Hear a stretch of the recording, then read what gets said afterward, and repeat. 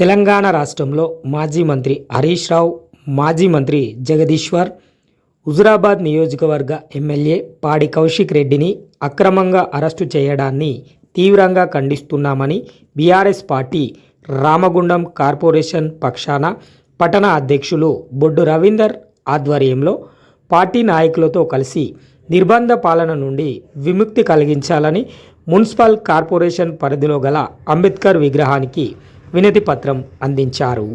ఈ కార్యక్రమంలో BRS party మాజీ కార్పొరేటర్ బొబ్బిలి సతీష్, జాక్సన్, కిరణ్, రామరాజు, మహేందర్, కోడి రామకృష్ణ, బుర్ర వెంకన్న, ఆవినూరి వెంకటేష్తో పాటు పార్టీ నాయకులు పాల్గొన్నారు.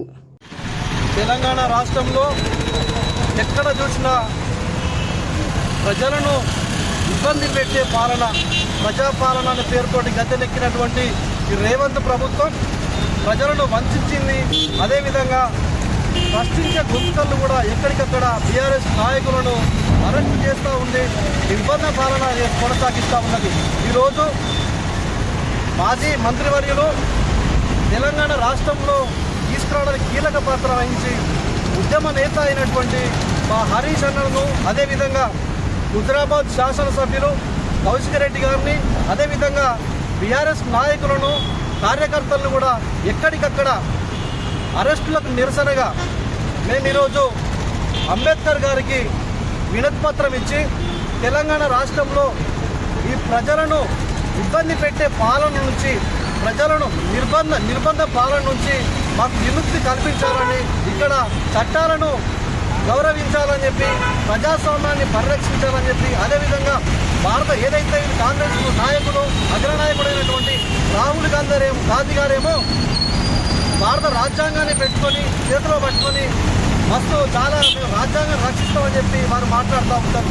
కానీ అదేవిధంగా తెలంగాణ రాష్ట్రంలో మాత్రం ఎక్కడ చూసినా పోలీసు రాజ్యం నడుస్తూ ఉంది తప్ప ఇక్కడ ప్రజలను బంధించే పాలన నడుస్తూ ఉంది.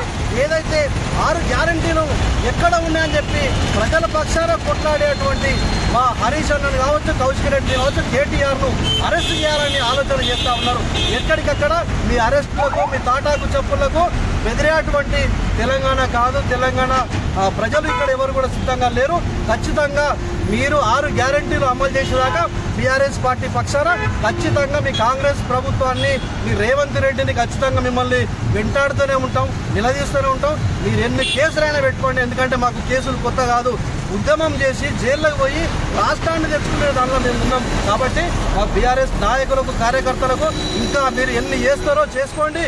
చేసిన కొద్దీ చీమల పుట్టల లెక్క ఎక్కడెక్కడ ఉన్నారో సమయం కోసం వెయిట్ చేస్తూ ఉన్నారు.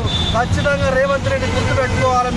మీరు కనుక మంచి పరిపాలన కొనసాగించాలని ప్రజలు మీకు అవకాశం ఇచ్చారు. అంతేగాని కక్షపూరితమైనటువంటి మీరు పరిపాలన సాగిస్తే మాత్రం తెలంగాణ గడ్డ ఖచ్చితంగా మరొకసారి ఉద్యమించక తప్పదని ఈ సందర్భంగా మీకు హెచ్చరిక జారీ చేస్తా ఉన్నాం. జై తెలంగాణ.